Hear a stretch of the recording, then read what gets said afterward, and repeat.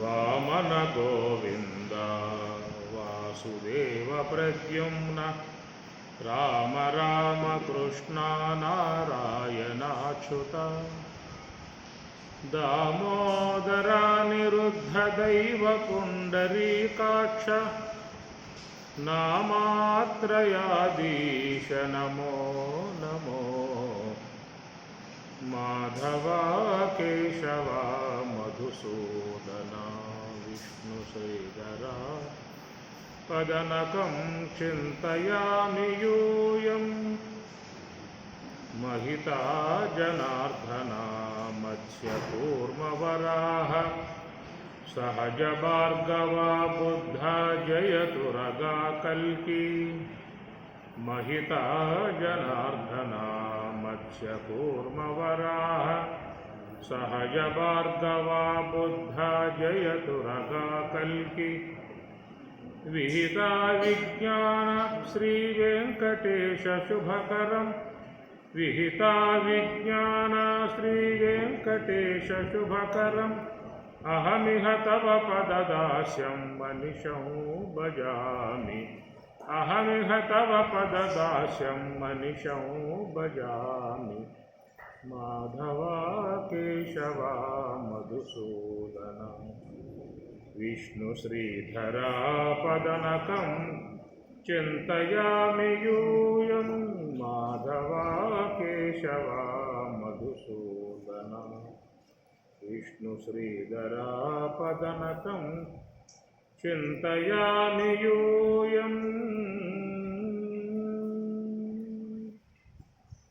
आह ब्रह्मांडमैनदी आदिमंत्रमो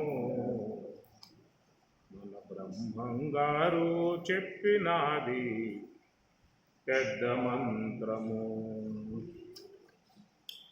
రెక్క ముక్కు లేని పక్షి రయింపవలు తపస్సు చేసి ఒక్క చెరువు చేపలన్నీ ఒకటే మృంగెను రెక్క ముక్కు లేని పక్షి రెక్క ముక్కు లేని పక్షి రేయింపవలు తపస్సు చేసి అని చెప్పని మూడు పురంబులందిరుగు మూలముతోనొక హంస రూపమై వాడిగ శృంగముల్ గలవు వాలము రెక్కలు నెత్తి మీదయున్ చూడగ నొప్పు తురియమున చిక్కదెవ్వరు పట్టబోయినన్ జాడ ఎరింగి పట్టిన క్షత్తురు వారలు మల్లరెప్పుడు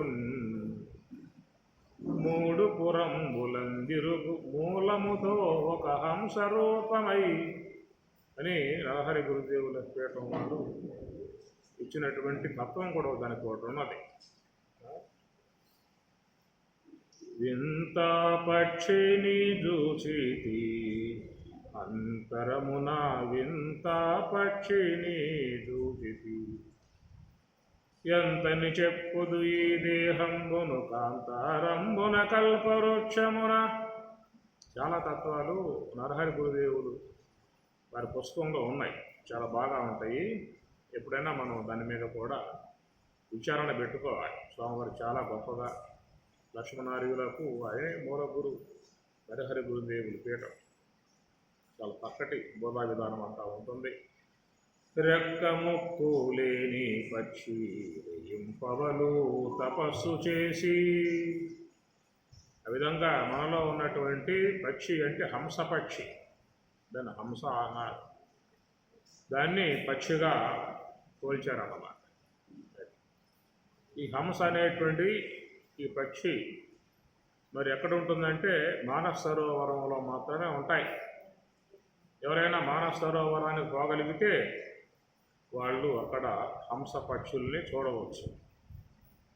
ఎవరైనా పోయారా మీలో మానస సరోవరానికి? పోలేదా? మరి పోయి రావచ్చు కదా.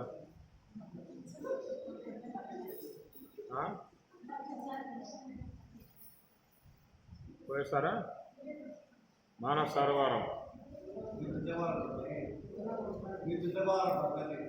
సరే నేను యాత్ర వేస్తారా అండి. మానసరోవర యాత్ర, జైత్ర యాత్ర, అది అందరూ వచ్చినట్లయితే చక్కగా టికెట్లు బుక్ చేసుకుని ఉమాగారిని ముందు పెట్టుకుంటే చాలు. ఇక ఆమె తీసుకుపోతుంది అందరినీ. ఇక ఆమెకంతా కొట్టిన పిండి అనమాట. భారతదేశం అంతా కూడా ఎక్కడెక్కడ ఏ క్షేత్రాలు ఉన్నాయో మొత్తం ఆమె గారు దర్శించారు.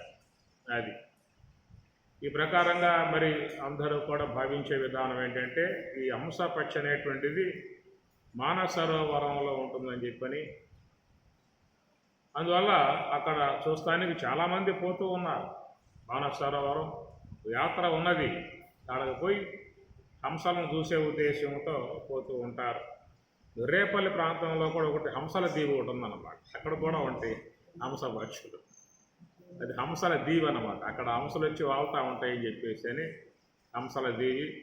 మానసరోవరం పోలేని పరిస్థితి ఉంటే మీరు పక్కనే గుంటూరు జిల్లా రేపల్లి అక్కడికి పోతే మీరు హంసల దీవిలో చూసుకోవచ్చు అన్నమాట. నువ్వు కనపడలేని, నువ్వు సరిగ్గా చూడలేదు, ఏం చేయాలి? నువ్వు పోయినప్పుడు అవి ఒక ఆహారం కోసం పోయి ఉంటాయి. నువ్వు పోయినప్పుడు ఆహారం కోసం పోయి ఉంటాయి. అది ఆ సమయం చూసుకుని పోవాలి. ఎప్పుడు వాటికి కీరుబాటుగా ఉంటుందో చూసుకుని పోతే కనపడే అవకాశాలు ఉంటాయి. మరి అందుచేత ఇక్కడ మరి చూసినట్లయితే మన్నియడి జీవుల మానస సరసునవనగి ఉన్నది దినొక హంస, తిప్పలు బెట్టుచు తేలినది దిగో ఉప్పు నీటిపై ఒక హంస అన్నాడు హనుమాచార్యుల వారు. పాలు నీరు ఏర్పరచి పాలలో ఓలలాడినదినొక హంస, పాలు పడిన ఈ పరమహంసమున ఓలి ఉన్నది దినొక హంస, తిప్పలు బెట్టుచు తేలినది దిగో. ఎక్కడుంది హంస అనేది? మనియడి జీవుల మానస సరసున. అందుచేత మరి ఏది మానస సరోవరం అంటే మన మనస్సే సరోవరం. అది మనస్సును సరోవరంతో పోల్చారన్నమాట. ఎందుకంటే సరోవరంలో చిన్న చిన్న అలలు ఉంటాయి, సముద్రంలో అయితే పెద్ద పెద్ద అలలు ఉంటాయి. సరోవరాల్లో చిన్న చిన్న అలికిడిగా ఏర్పడేటువంటి అలలు ఉంటాయన్నమాట. అట్లా మన యొక్క మనసును కూడా ఒక సరోవరంతో పోలిశారు. దాంట్లో వచ్చేటువంటి అలలు ఏంటంటే ఆ ఆలోచనలే అలలు ఎప్పుడు అవి తరంగాలుగా వస్తూ ఉంటాయన్నమాట. ఆలోచన లేకుండా ఎప్పుడు ఉండే అవకాశాలు లేవు. నీటిలో అలలు లేకుండా ఉంటుంది చూసారా? ఎప్పుడు పోండి తటాకాలు ఉంటాయి కదా మీ ప్రాంతంలో, చెరువులు అంటారు, తటాకాలు అంటారు. ఆడపోయి చూడండి, ఇట్లా మెల్లగా కదులుతూ ఆ నీటి గాలి తాకిడికి అలలు అట్లాగా ఎగిసి పడతా ఉండే విధానంగా, అంటే చిన్నగా ఉంటాయన్నమాట. అట్లాగా సాధారణంగా అందరిలో కూడా ఎప్పుడు ఒక ఆలోచన అనే ప్రవాహం సాగుతూనే ఉంటుంది. ఆలోచన లేకుండా ఉండటం అని చెప్పనంటే ఎవరికి కూడా సాధ్యమయ్యే పని కాదు. మీరు గమనించరు కానీ మనస్సులో ఆలోచనలు మీకు తెలియకుండానే నడుస్తూ ఉంటాయి లోపల. సంకల్పమాన సంకర్మ. మనస్సు పని ఏమిటంటే సంకల్పమాన సంకర్మ. అందుచేత ఏంటంటే మనం దానిని గమనికతో ఎప్పుడు చూసింది లేదు, అంత అవసరం పడలేదు కదా. మన పాటికి మనం ఏదో చేసుకుపోతూ ఉన్నాం, ఏదో కనపడతా ఉన్నాయి, చూస్తూ ఉన్నాం, వినపడతా ఉన్నాయి, వింటూ ఉన్నాం, ఎదురుగా ఉన్నాయి, తింటా ఉన్నాం. ఈ పనిలో ముగియామే తప్ప అసలు మనసు అనే వస్తువు ఉందా, అదేం చేస్తుంది లోపల అనే విధానం ఎప్పుడైనా మీరు ఆలోచన చేశారా? మనకేదో మనసు ఉందని చెప్పి అంటూ ఉన్నారు. ఆ మనస్సు ఎక్కడ ఉంది? బయట ఉందా, లోపల ఉందా? లోపల అంటే అదేం చేస్తుందో లోపల కూర్చుని ఎప్పుడు ఆలోచించా? బయట ఉన్నవి చూసుకోవడం సరిపోయేది. టీవీ ముందేసుకుంటే 50 ఛానళ్ళు 100 ఛానళ్ళు తిప్పి కొట్టి సోలిపోయాయి. మళ్ళీ వేసి కాసేపు వండుకొని తిన్నారు, మళ్ళీ టీవీ ముందు కూర్చున్నారు, మళ్ళీ చూసి పడుకున్నాయి. ఎప్పుడు లోన ఉన్న విషయాన్ని గురించి ఆలోచించాలి. తీరుబాటు ఉంది మనకి. బయట ఉన్నాటికే సాల్టల సమయం, లోపలనే చూసుకుంటామా? కనుక లోన ఉన్నటువంటి యొక్క మనస్సు గురించి ఆలోచించేటువంటి ఆవశ్యకత స్వామివారు అస్తమస్తక సంయోగం చేసి ఉపదేశం చేయటం వల్ల ఆ పూట నీకు పని పడింది. ఇదేమి చేస్తుందో లోపల ఈ పిచ్చిముండ అని చెప్పేసి అని ఆ పూట దృష్టి సారించావు. ఇక ఆ పూట కూర్చుంటే అది బ్రహ్మాండంగా లోపల అది విజృంభిస్తూ ఉందన్నమాట. ఈ జృంభణము అన్నారు కదా. ఇంతకాలంగా దాని మీద పట్టించుకోవాలా, ఏం తెలియదు మనకి. ఎప్పుడైతే స్వామివారు బ్రహ్మోదయం చేసి అస్తమక సంయోగం చేసి బ్రహ్మోపదేశం చేసి అమ్మ ఈ ప్రకారంగా దర్భాసాప వేసుకో, జంక చర్మం వేసుకో, తెల్ల వస్త్రం వేసుకో, తూర్పు వైపు కూర్చో, ఇట్లా పద్మావసరం వేసుకో, ఈ విధంగా చిరుముద్ర పెట్టుకో, గురు బ్రహ్మ గురు విష్ణు అనే శ్లోకాలు చదువుకొని అట్లా 2 గంటలు మూసుకొని లోపల మనస్సు ఏం చేస్తుందో చూడమని చెప్పిన ఉన్నాయి. ఆ పూట చూస్తే అర్థమైంది దాని సంగతి ఏమిటో. స్వామి దగ్గరికి వచ్చి, స్వామి లోన చూస్తే గందరగోళంగా ఉంది, అదే మాకు వచ్చే పరిస్థితిగా లేదు, అది లోపల గందరగోళ పరిస్థితి, ఎంత ఆపుదామన్నా అది ఆగటం లేదు. ఇదే భక్తుల మొర. ఇంతకాలం మనం పట్టించుకోవాలా, మనకు అవసరం వల్ల ఏదో ఆలోచనలు చేస్తూ ఉంది, వచ్చిన ఆలోచనల్ని అవసరం పడితే వాడుకుంటూ ఉన్నాము, అంతే కదా. ఆలోచన వచ్చిన పక్కన ఇది బ్యాంకుకు పోయినా టైం అయింది, రేపు మళ్ళీ సండే అవుతుంది, రేపు బ్యాంకు ఉండదు, అట్లా పక్కన వచ్చే ఆలోచనలు కొన్ని ఉంటాయన్నమాట. ఏదో జ్ఞాపకం వచ్చింది, అరే ఇప్పుడు ఫంక్షన్ కదా పలానా వాళ్ళకి చెప్పి వెళ్ళారు, వాళ్ళు ముఖ్యమైన వాళ్ళు, సాయంత్రం వాళ్ళు ప్రిపేర్ కావాలి, ఇట్లా మనకి పక్కన వచ్చి కూర్చుంటూ ఉంటాయి ఆలోచనలు. అవి మనం అవసరం మేరకు తీసుకుంటూ ఉంటాం. ఒకవేళ జ్ఞాపకం రాని ఉంటే పోతూ ఉంటాయి. 2 రోజులు అయ్యాక 3 రోజులు అయ్యాక అయ్యయ్యో నిన్న కదా ఫంక్షన్ అయిపోయింది, నేను జ్ఞాపకం లేదే అన్నారు. వచ్చిన వరకు వాడుకుంటూ ఉంటాం, రాకపోతే పక్కన మారేసుకుంటూ ఉంటాం. అంతవరకే మనసు యొక్క ఆవశ్యకత పెట్టుకుని మనం చేసుకుంటున్నామే తప్ప ఇక అంతకుమించి అదేం చేస్తుంది, దాని పని ఏమిటి, దాని విధానాలు ఏమిటి అనేటువంటి యొక్క అవసరం పడలేదు. మనకు అవసరం ఏంటి అంటే బయట ఉన్న అవసరం, చూసే అవసరం, వినే అవసరం, తినే అవసరం, అవునా కాదు? మన అవసరం ఎక్కడుంది? బయట ఉందా లోపల ఉందా? మనకు కావలసినవి బయట ఉందా లోపల ఉందా? స్వామి చెప్పాక కదా ఇప్పుడు అర్థమైంది నీకు లోపల ఉంది అవసరం అని చెప్పేసరి. లోపల ఉందరా బ్రహ్మం అనేటువంటిది, అది ఆనందాత్మక స్వరూపము.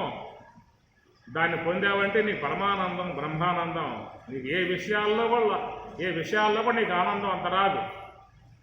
చూసినా కానీ, విన్నా కానీ, తిన్నా కానీ, డబ్బు సంపాదించినా కానీ, పెద్ద మేళ కట్టినా కానీ రానటువంటి యొక్క అమితమై ఉన్నటువంటి ఆనందం నీకు లోపల ఉందని చెప్పాను కదా స్వామి చెప్పాను. అంతేనా? లోపల ఉన్నటువంటిది అది మహా దుఃఖము, ఆడ బోరా అని చెప్పాలంటే పోతారా? అది ఆనందాత్మక వస్తువు అని చెప్పి అనటం వల్ల పోతున్నావా? ఆ దుఃఖంగా ఉండే వస్తువు అంటే పోతున్నావా? దుఃఖం కోసం ఎవడు పోతాడు? దుఃఖం కోసం ఎవరు ప్రయత్నం చేయరు. ఇక దుఃఖాలు వస్తున్నాయిరా అని చెప్పాలంటే 1 గంట ముందే చెప్పరా పారిపోతా అంటారు. దుఃఖకారకములై ఉన్నవి అని చెప్పానంటే ఆ సాయికే పారు, ఆ వీధికే పారు, ఆ వైపుకే పారు. ఆ వైపుకు పోతే దుఃఖాలు వస్తాయి, ఆ వైపుకు పోతే సమస్యలు వస్తాయి, ఆ వైపుకు పోతే ఇబ్బందులు వస్తాయని చెప్పన్నాం అనుకోండి, ఆ వైపుకు పోతారా? అది మనం కోరుకోవట్లేదు కదా. ఏదైనా జీవితంలో మనం కోరుకునే విధానంగా పరమశాంతి, ఆనందము, సుఖము లభించేటువంటి, ఇవి తింటే ఆనందంగా ఉంటావు, ఇది చూస్తే ఆనందంగా ఉంటావు, ఇది పొందితే సుఖంగా ఉంటావు అని అంటున్నారు. కాబట్టి మనం దాని మీద వాటిని ఆస్వాదిస్తూ ఉన్నాం. ప్రతి ఒక్కరికి కూడా ఉండేటువంటి అపేక్ష ఏమిటంటే ఆనందంగా ఉంటే చెప్పండి మేము స్వీకరిస్తాం, సంతోషం కలగజేసేది ఉంటే చెప్పండి స్వీకరిస్తాం, సుఖాన్ని ఇచ్చేవి ఉంటే చెప్పండి స్వీకరిస్తాం. అంతే తప్ప బాధలు ఇచ్చేయి, దుఃఖాలు ఇచ్చేయి, సమస్యలు ఇచ్చేయి, వేదనలు ఇచ్చేయి కానీ ఉంటే ఆ మొత్తం మా వద్దకు రావద్దు, పక్కన పెట్టేయండి. ఆలోచనే కదా. అందుచేత మనకి శాస్త్రం చెప్పే మాట ఏంటంటే మన నిత్య జీవితంలో ఒక ఆనందాన్ని అన్వేషణ చేస్తూ ఉన్నాం.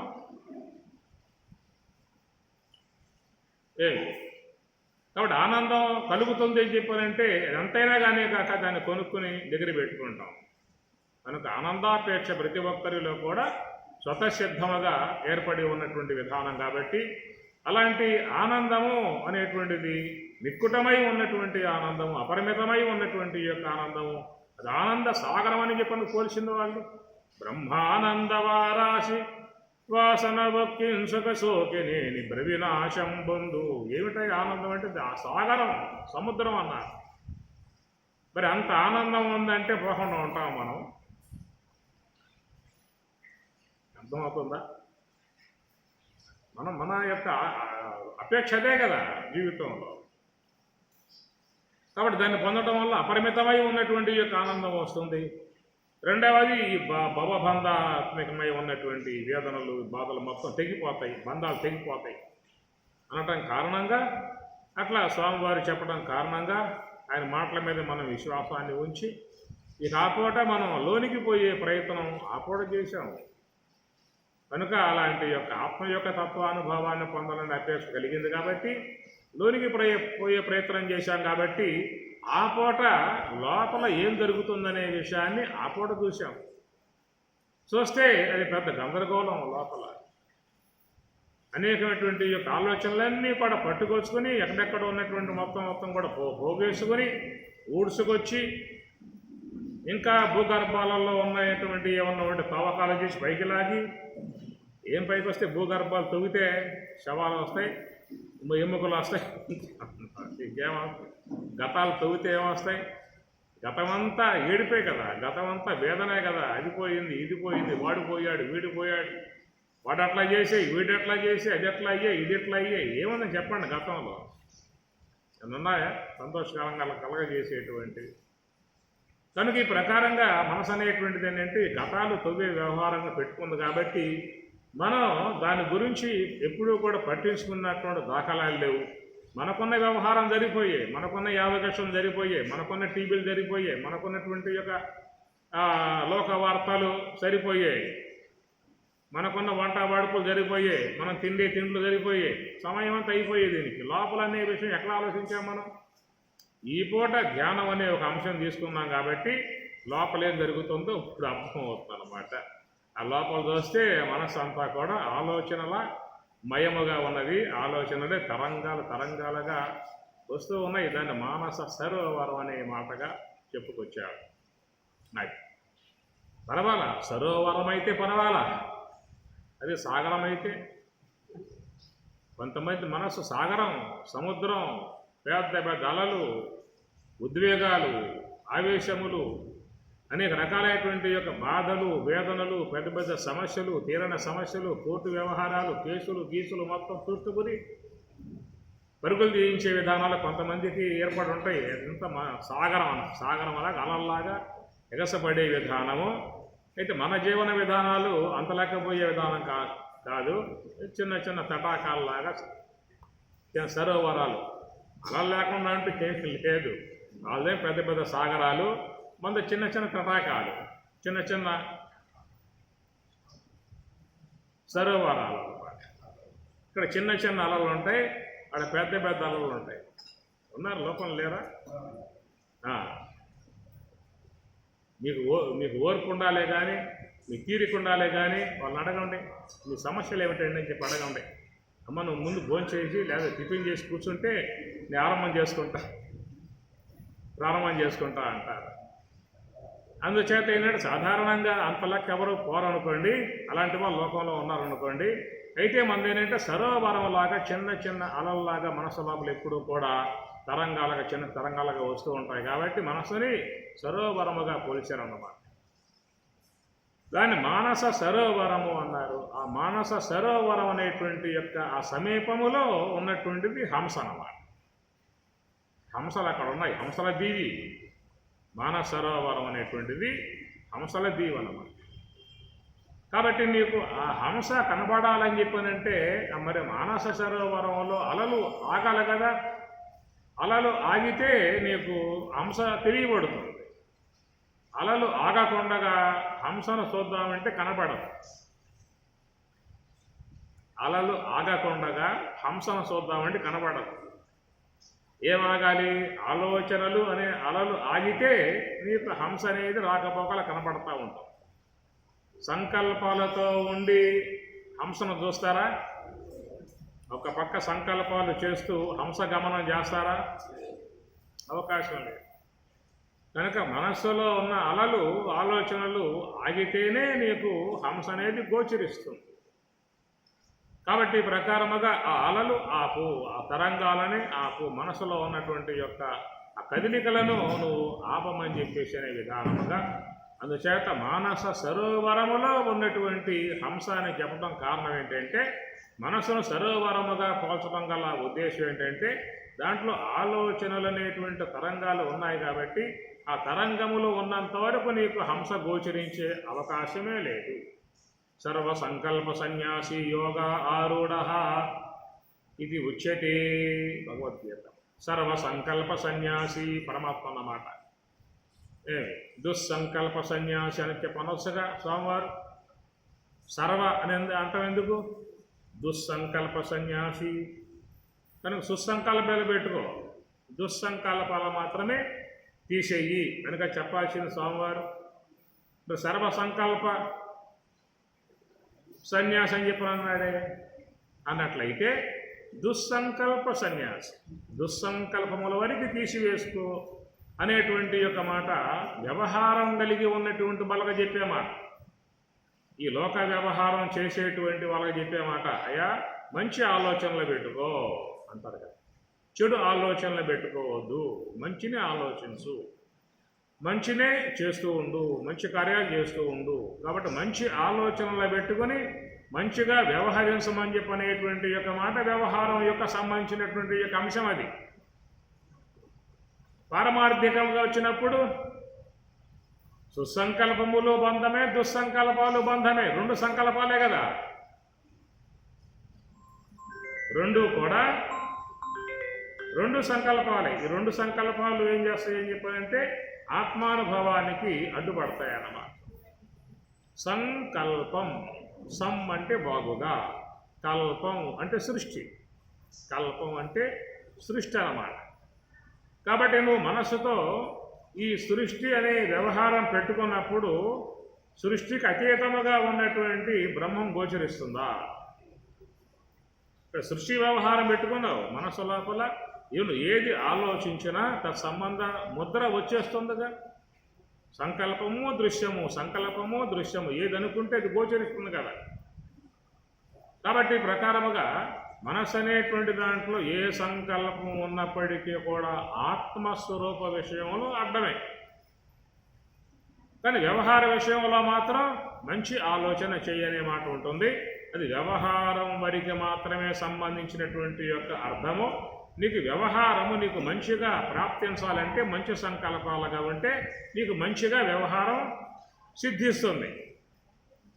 కాబట్టి వ్యవహారము పారమార్థికము, వ్యావహారిక జగత్తు పారమార్థిక జగత్తు రెండు ఉన్నాయి కదా.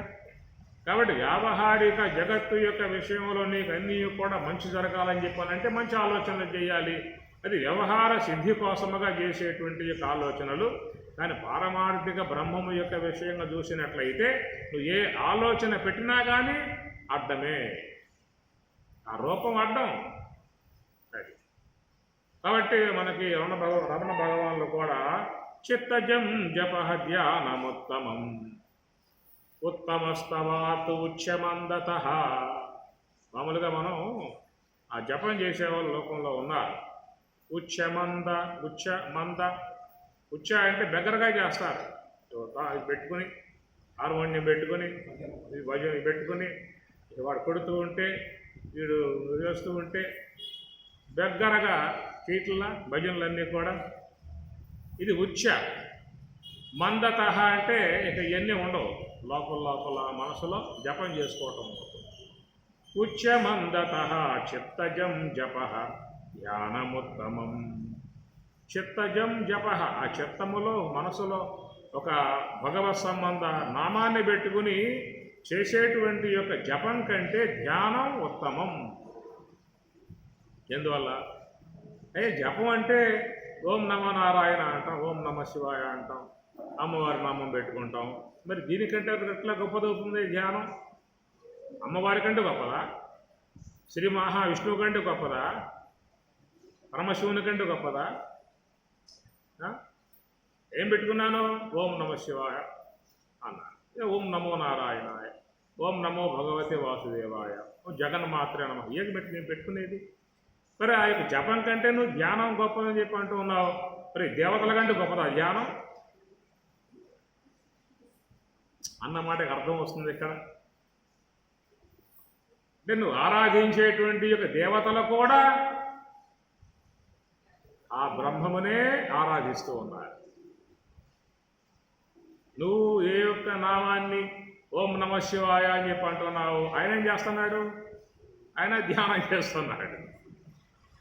మౌన వ్యాఖ్య ప్రకటిత పరబ్రహ్మతత్వం యువానం వరిశిష్టాంతే వసదృశ్యగణై ఆవృతం బ్రహ్మనిష్టై ఆచార్యేంద్రం కరకలిత చిన్ముద్రమానందమూర్తిం స్వాత్మారామం ముదితవదనం దక్షిణామూర్తి. మీరే దక్షిణామూర్తి పరమశివుడు కరకలిత చిన్ముద్రధారి స్వాత్మా ఆరామం, తనలో ఉన్నటువంటి యొక్క బ్రహ్మమనందు ఆయన రమిస్తూ ఉన్నాడు పరమశివుడు కూడా. మరి ఆయన ధ్యానం చేస్తున్నాడు అంటే ఎవరి కోసం ధ్యానం చేస్తూ ఉన్నాడు? నీ కోసం ధ్యానం చేస్తున్నాడు. నువ్వు ఆయన జపం చేస్తూ ఉంటే నువ్వు ఆయన జపం చేస్తున్నావు, ఆయన నీ కోసం ధ్యానం చేస్తున్నాడు ఏమన్నా? కాబట్టి ఏంటంటే ఇక్కడ ఆయన తనలో ఉన్నటువంటి బ్రహ్మమును ధ్యానిస్తూ ఉన్నాడు, తనలో ఉన్నటువంటి బ్రహ్మమును ఆస్వాదిస్తూ ఉన్నాడు, దాంట్లో రమిస్తూ ఉన్నాడు, ఆనందిస్తూ ఉన్నాడు. మరి ఆయన కూడా ధ్యానం చేస్తూ ఉన్నప్పుడు ఆ ధ్యానం నువ్వు చేయటం, ఇట్లా మనం ఆరాధించే అందరూ కూడా దేవతలందరూ కూడా శ్రీ మహావిష్ణువు కూడా శ్రీమన్నారాయణుడు కూడా ఆయన కూడా ఆ ధ్యాన విధానం ఉన్నది. మీకు శయన ఏకాదశి వస్తుంది కదా, శయన ఏకాదశి అన్నమాట. ఇంతకాలం వచ్చే భక్తులు పోయే భక్తులు వాళ్ళతో మాట్లాడాలి, దేవతలు ఎంత వ్యవహారం అంతా ఉంటుంది. అయ్యా దండవరం వీకేక ఎప్పుడండి తలుపు మూసేస్తున్నా, నేను 4 నెలల పాటు విశ్రాంతి తీసుకోవాలి, ఏ గొడవ రాకేందుకు. విష్ణో ఏన దశావతార గహనే క్షిప్తో మహాసంకటే. విష్ణువట దశావతార గహనే, గహనం అరణ్యం, రామావతారం ఎత్తి ఆ పెద్ద గొడవలు, అరణ్యాలకు పోవటం, అరణ్యాల్లో అలమటించడం, ఏం బాధలే కదా ఆయనకు కూడా. చక్కగా హాయిగా వైకుంఠంలో ఏసీలో మామగారిచ్చినటువంటి యొక్క బాలసాగరంలో పడుకొని అమ్మగారు కాస్త కాఫీ కాసిస్తూ ఉంటే పాలతో సేవించుకుంటూ పాదాలు ఒత్తుతూ ఉంటే హాయిగా ఉండక ఆయనకి ఎందుకు రావడానికి? కాబట్టి ఈ ప్రకారంగా దశావతార గహనే క్షిప్తో మహాసంకటే, రక్షణ కవచం వహించాడు కాబట్టి, లోకరక్షణ బాధ్యత వహించాడు కాబట్టి ఆ డ్యూటీ నిమిత్తముగా ఆయన చేయాల్సి ఉంటుంది. బ్రహ్మదేవుల వారు నిర్మాణం చేసే విధానం ఇదంతా ఆయన పట్టింది కాదు, నిర్మాణం చేయటం వరకే. ఈ పరమశివుడు అని చెప్పానంటే లయకర్త. లయకర్త అంటే ఎప్పుడు లయకర్త? ఆయనకి ఎండింగ్ పాయింట్, అది ఎప్పుడో లయ పాయింట్ వస్తుందిగా. కన్ను తెరిచాడా, భస్వం చేశాడా, బూడిదైపోయిందా, కళ్ళు మూసి కూర్చున్నాడా, మళ్ళా సృష్టి ఆరంభం చేసుకుని వీళ్ళు మళ్ళీ నిర్మాణం చేసుకుని మళ్ళీ ఆ కాలమాపం అయిపోయిన తర్వాత ఎప్పుడుకో ఆయనకు వచ్చేది డ్యూటీ అయింది పరమశివుడికి. ఆయన డ్యూటీ మధ్యలో ఏమి ఉండదేక, ధ్యానం చేసుకోవటమే.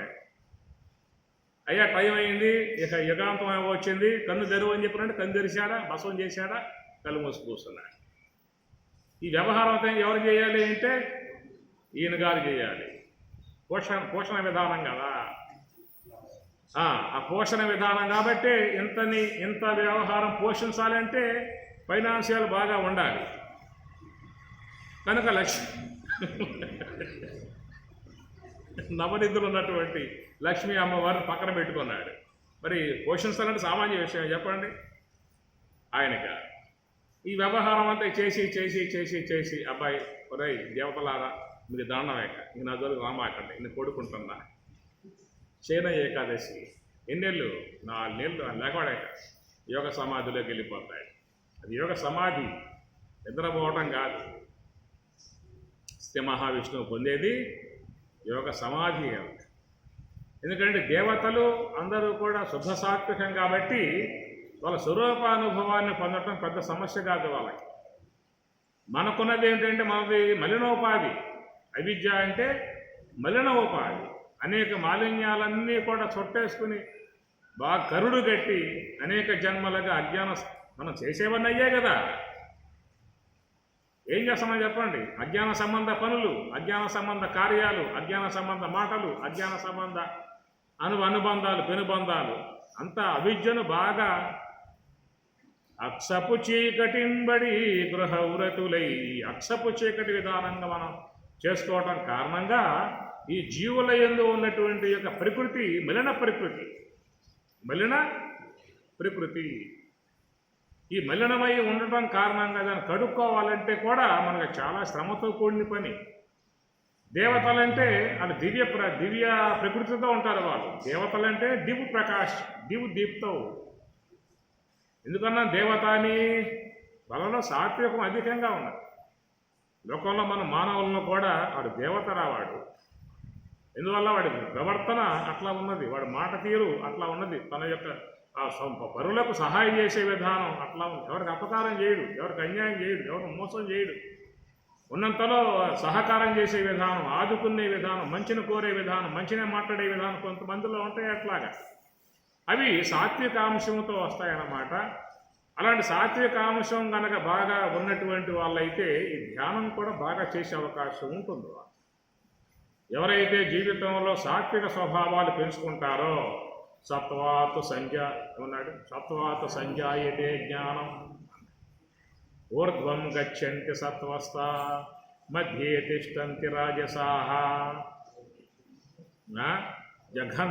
జఘన్య గుణవర్తి అధో గచ్చంతి తామస. ఊర్ధ్వం గచ్చంతి సత్వస్థ మధ్యే తిష్టంతి రాజసాః అధో గచ్చంతి తామస. కాబట్టి ఈ ప్రకారంగా మానవులలో కూడా సాత్విక స్వభావం కలిగినటువంటి వాళ్ళు ఉన్నారు.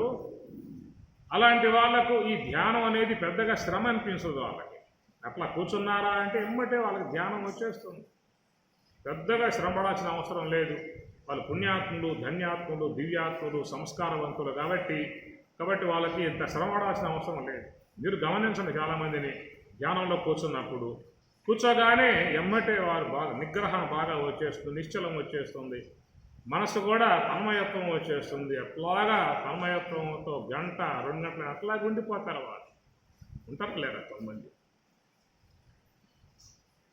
కొంతమంది గమనించండి, జ్వాలపాడి పాడినట్లుగా వాళ్ళ కింద కూర్చోవడం మంచిది, పైన కూర్చోవడం కంటే. అందుకే కుర్చీలు కూడా మనం ఈ పక్క ఆ పక్క పెట్టి కూర్చున్నాం. ఇవి ఉండాలి, చేతులే ఉండాలి. చేతులు లేకపోయినతో ఆ పక్క పడతారు, ఈ పక్క పడతారు. అందుకు ఇలాంటి కొన్నా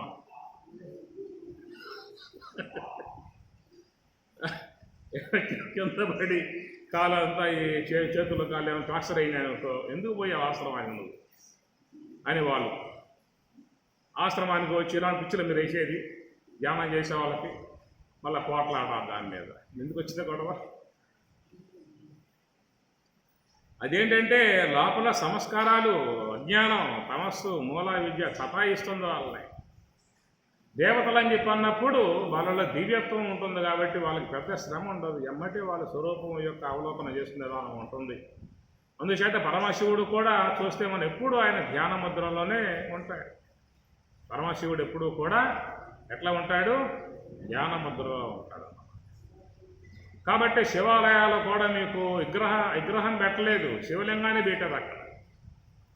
శివాలయాలు, రామాలయంలో రాముని విగ్రహం ఉంటుంది, కృష్ణాలయాల్లో కృష్ణుని విగ్రహం ఉంటుంది, విష్ణు ఆలయాల్లో విష్ణు విగ్రహం ఉంటుంది, అమ్మవారి ఆలయాల్లో అమ్మవారి విగ్రహం ఉంటుంది, శివాలయాల్లో శివుని విగ్రహం ఉంటుంది.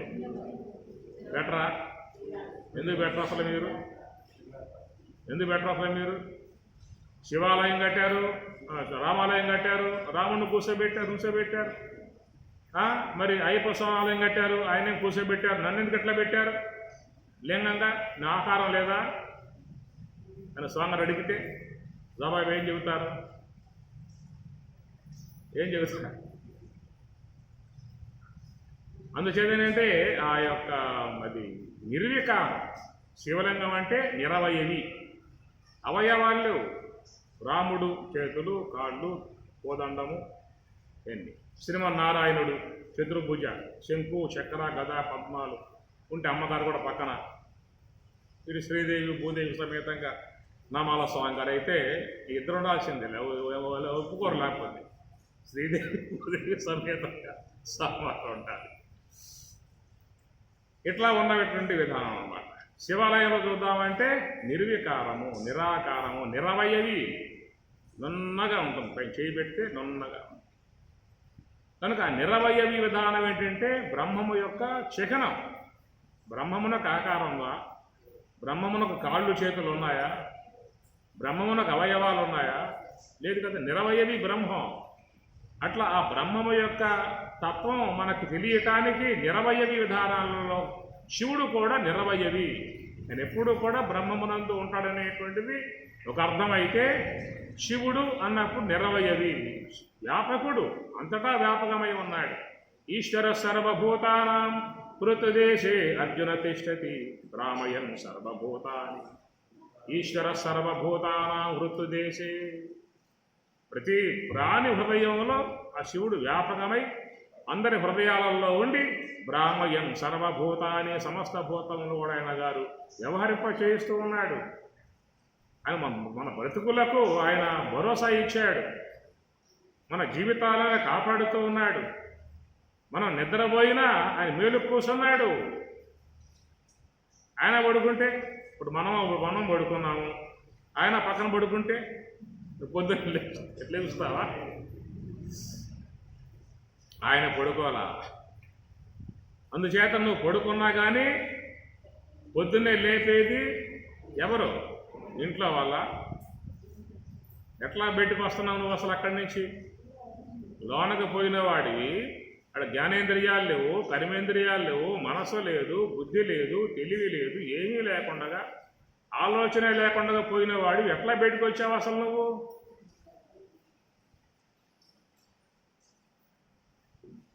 నీకే నీవే వచ్చావా? అరే ఇక్కడికి వచ్చే చాలా చెప్పి అయిపోయింది, నా ప్రాపర్టీ అంతా బయట ఉన్నది, నా బంధువులంతా బయట ఉన్నారు, నా పిల్లకాయలంతా బయట ఉన్నారు, నా త్వరగా వెళ్ళిపోవాలి. ఏదైనా గ్రామాలకు పోతే ఆలోచన వస్తుంది కదా. ఇది గ్రామానికి పోయినప్పుడు 2 పూట అట్లా ఉండాల్సి వస్తే తొందరపడతా. మనం పోవాలేక ఉండడానికి అవకాశాలు లేవు. 2 రోజులు అయిపోయింది, ఇంటి ఎట్లా ఉన్నదో పరిస్థితి, పిల్లలు ఎట్లా ఉన్నారో, ఇల్లు ఎట్లా ఉందో, తాపత్రిక క్షణం ఆగరేక. ట్రైన్ లేదయ్యా, బస్సులు లేవు, బంద్, నడుచుకుంటూ వస్తాడు. చాలా రోడ్డు మీద చాలా అర్థం పడు. అప్పుడు ఆ ట్రైన్ ఇంటికి చేరి తలుపు తట్టి అమ్మగారిని చూసుకొని, పిల్లలను చూసుకొని హాయి సంతం. ఇంత ఆప్యాయత, ఎంత అనురాగం, ఎంత ప్రేమ. ఆడకపోతే ఏమైంది మరి? సుషిప్త అవస్థకు పోయావనుకో, ఏమైంది? సుషిప్తి అవస్థకు పోతే పొద్దున్నే వస్తావు, కోమాలకు పోతే ఒకవేళ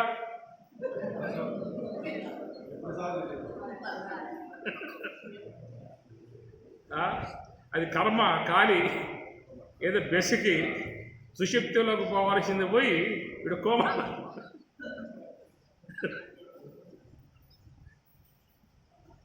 రూట్ మారింది. ఈ రూట్లో పోవాల్సిన వాడు ఈ రూట్లో పోయి దోవ తెలియదేక. లోపల చదువుతా నాట్య మండలాలు 72 నాట్య మండలాలు, 72 నాట్య మండలాలు లోపల ఉన్నాయి. 72,000, 72 కాదు, 72,000 నాట్య మండలాలు ఉన్నాయి. ఇక దోవ తక్కువలో పోయాడు. ఇక ఈనాడి ఆనాడి అడగ మాట్లాడి వీడి తిరుగుతూ ఉన్నాడు. అందువల్ల కోమాలకు పోయిన వాళ్ళు దాదాపుగా రారేక. ఎప్పుడో 2 నెలలకో 3 నెలలు 4 నెలలకో వదిలిపెడదామా అంటే ప్రాణం ఆడుతూ ఉంది. వదిలిపెడదామా అంటే ప్రాణం ఆడతాం. పట్టుకుందామంటే అది చిక్కే అవకాశంగా లేదు. పేపర్కి వేద్దామా, తప్పిపోయాడు. ఏ పేపర్కి వేస్తా? తప్పిపోయాడు, కనపడటం లేదు. ఏదైనా భారతదేశంలో ఎక్కడికన్నా పోతే పేపర్లు వేయవచ్చు, టీవీలకి ఇవ్వచ్చు, అక్కడక్కడ స్టేషన్లు అక్కడ అంటించవచ్చు, వాళ్ళ పేపర్లను చేయవచ్చు. ఈ లోనకు పోయిన వాడు కదా తప్పిపోయిన విధానం. కాబట్టి ఆ ప్రకారంగా చూస్తే భగవంతుడు మన విషయంలో ఎంత జాగ్రత్తలు వహించి ఉన్నాడో కూడా మనకు అర్థమవుతుంది ఈ విషయాన్ని బట్టి. మీకు ఈ నాడీ మండలాల వ్యవహారం అంతా కఠోపనిషత్తులో కొంత సూచాయిగా ఇచ్చాడు 4వ అధ్యాయంలో. అనగా ప్రధానంగా ఉండే నాడి సుషుమ్న నాడి అని చెప్పని, దానికి అనుగుణ్యంగా ఉన్న నాడులు 2 ఇడా పింగళ అని చెప్పని, ఇడా పింగళకు శతనాడులు అని చెప్పని, ఈ శతనాడులకు సహస్రనాడులుగా చీలిపోయిన విధానం అని చెప్పేసి ఈ ప్రకారంగా లోపల నాడీ మార్గాలన్నీ కూడా ఉన్నాయన్నమాట. దీనికి ఒక శాస్త్రం కూడా ఉంది, స్వరశాస్త్రం అని చెప్పేసి. ఈ నాడీ మండలం యొక్క విధానాలుగా ఉన్నటువంటి శాస్త్రం కూడా ఉన్నది. హఠయోగ ప్రతీప కూడా ఈ విషయాల మీద కొంత మాట్లాడుతూ ఉన్నది. అందుచేత మరి సుషుమ్న మార్గంలో పోయేటువంటి వాళ్ళు కూడా జాగ్రత్తగా పోయే బయటకు వచ్చే విధానం, వాళ్ళ విషయంలో కూడా పరమాత్మ జాగ్రత్తలు వహించిన విధానమే.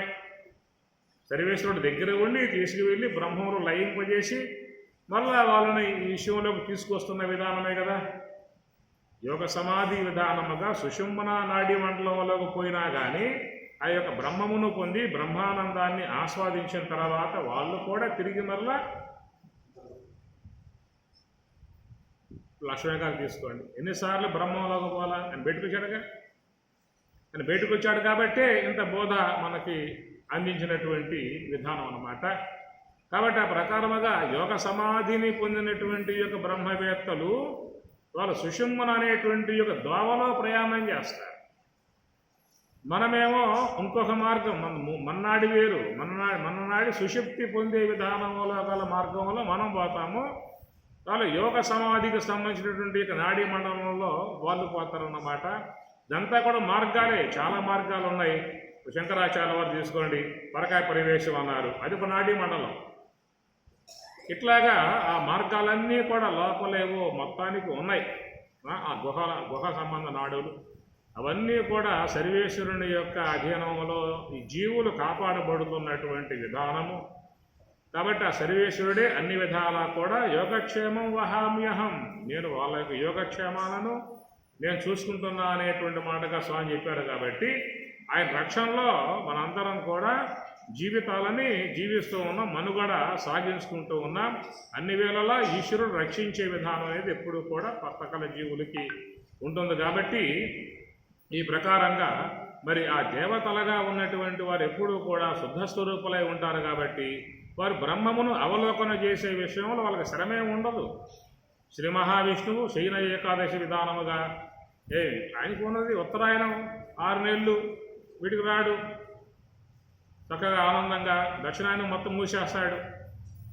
ఈ ప్రకారంగా మరి శ్రీ మహావిష్ణువు కూడా స్వరూపానుభవములో ఉండే విధానమే, పరమశివుడు కూడా స్వరూపానుభవంలో ఉండే విధానమే, ఇతర దేవతామూర్తులైనటువంటి వాళ్ళందరూ కూడా స్వరూపానుభవంలో ఉండేటువంటి వారే. ఆంజనేయ స్వామి చూడండి, అట్టి తన్నుగాంచి ఆనందమూర్తి అయి చిత్రరూపమట్లు చేష్టలుడిగి తనువు మరచి కొంత తడవూరకుండెను ఆంజనేయుడో హేమాద్రితనయా అని సీతారామాంజనేయులు మనకి ఆంజనేయ స్వామి యొక్క ధ్యాన విషయం. తారక యోగాన్ని విన్నాడు, సాంఖ్యాన్ని విన్నాడు, అమనస్క యోగంలో ప్రవేశించే ముందు అమనస్క యోగాన్ని పొందిన విధానం. ఆయన పరమభక్తుడు ఆంజనేయ స్వామి.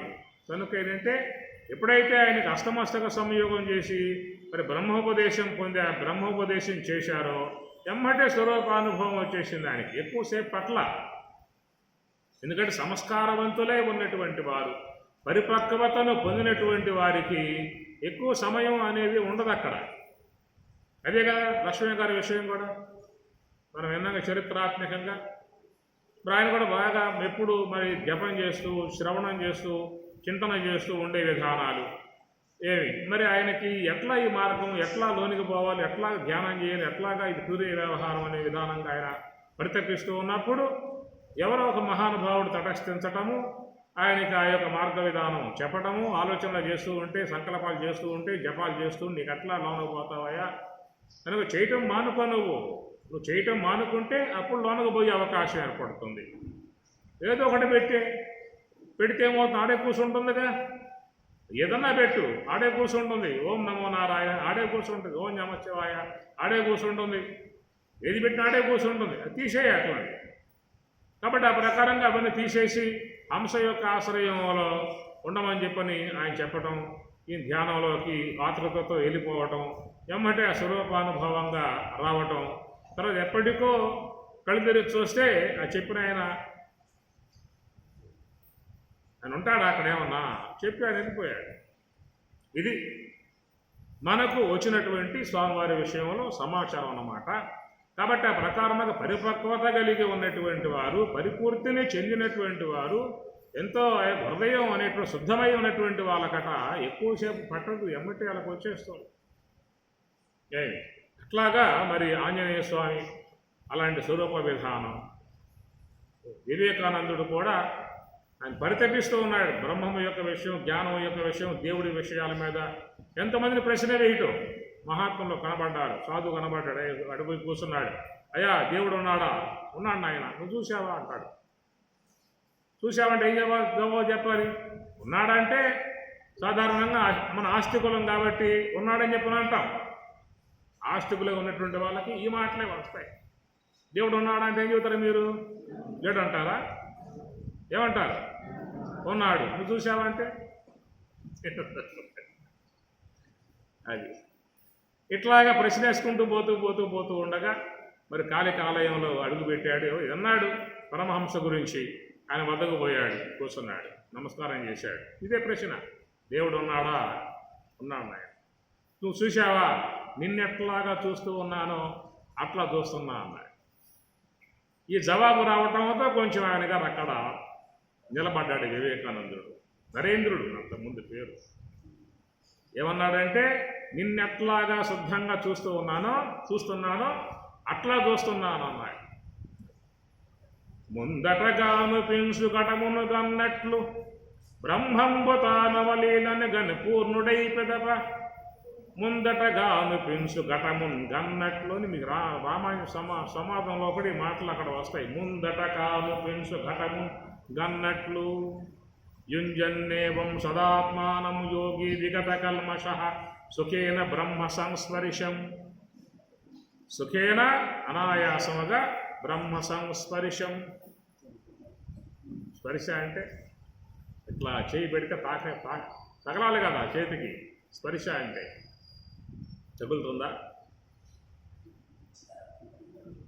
మీ చెయ్యి తీసుకుపోయి ఫ్రిడ్జ్లో పెట్టండి, చల్లగా తాగుతుందా లేదా?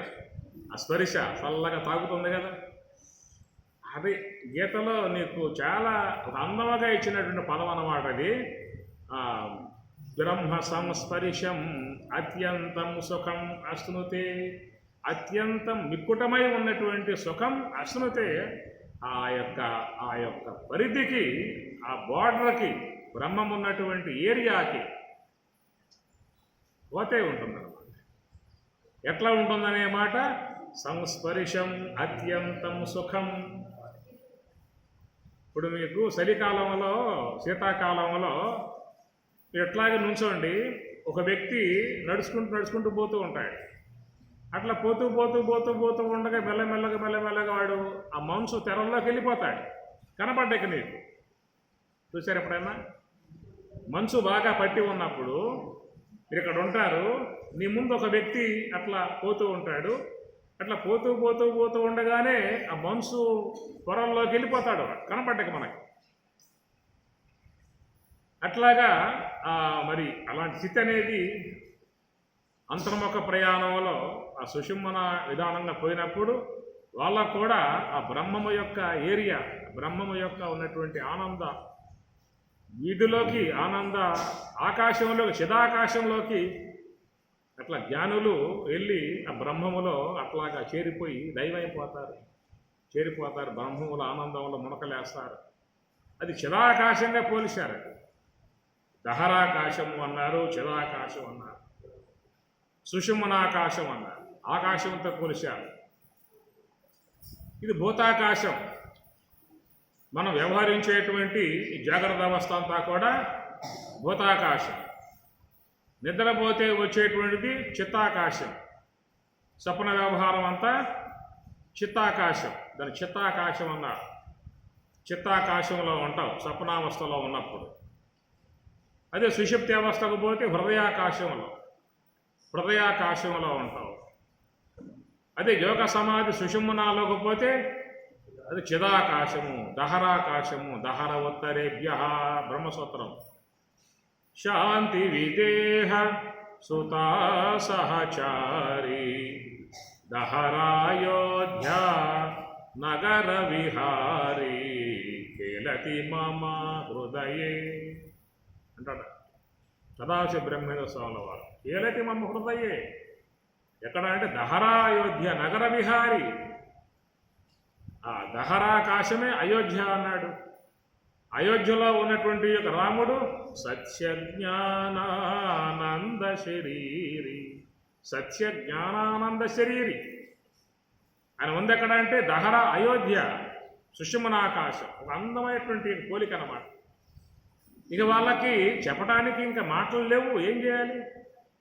ఏం చెబుతా? ఒక వస్తువు తిన్నావు, అత్యంత మధురముగా ఉన్నది, అత్యంతమైనటువంటి యొక్క ఆహ్లాదకరంగా ఉన్నది, సంతోషపడుతూ ఉన్నావు, కీర్తనలు కొడుతూ ఉన్నావు. ఏమిట్రా అంటే ఆహా మాధుర్యం మాధుర్యం మాధుర్యం అంటాడు వాడు. ఏమిట్రా మాధుర్యం అంటావు? చెప్పరా నాకు చెప్పరా అంటాడు వీడు. ఏం చెబుతాడు? అది బ్రహ్మాండం మాధుర్యం రా అంటాడు. అయితే సరే సార్ నాకు చెప్పరా, నాకు ఎట్లా ఉందో.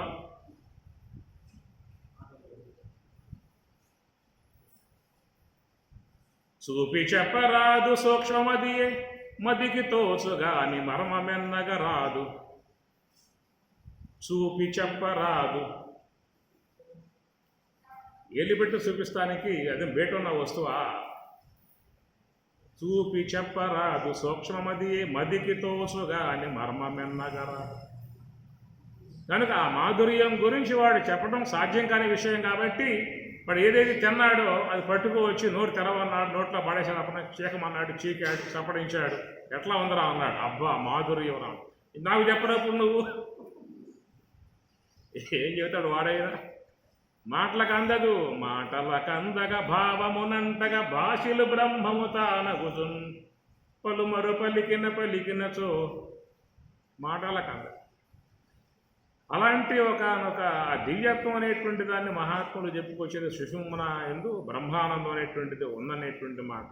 దానిని పొందాలని చెప్పనేటువంటి విషయం ఉన్నట్లయితే ఒక చక్కటి మార్గాన్ని మనకు అందించారు. కనుక ఆ చక్కటి మార్గము మరి హంస అనేటువంటి విధానంలో మరి మానస సరోవరం అనేది ఇక్కడ పెట్టారు కదా ఒకటి, మానస సరోవరం అనేటువంటి. కాబట్టి సరోవరం సమయపడాలి, సమస్య పోవాలి, అలలన్నీ పూర్తిగా ఆగిపోవాలి. ఇదే స్వామి చెప్పిన మాట, సర్వసంకల్ప సన్యాసి. ఆ సరోవరములో అన్ని అలలు ఆగితేనే నీకు హంస కనబడుతుంది. నేను పోయాను కదండి మానస సరోవరం, నాకు కనపడలేదే. ఆడకపోయావు సరే, ఏడకపో ముందు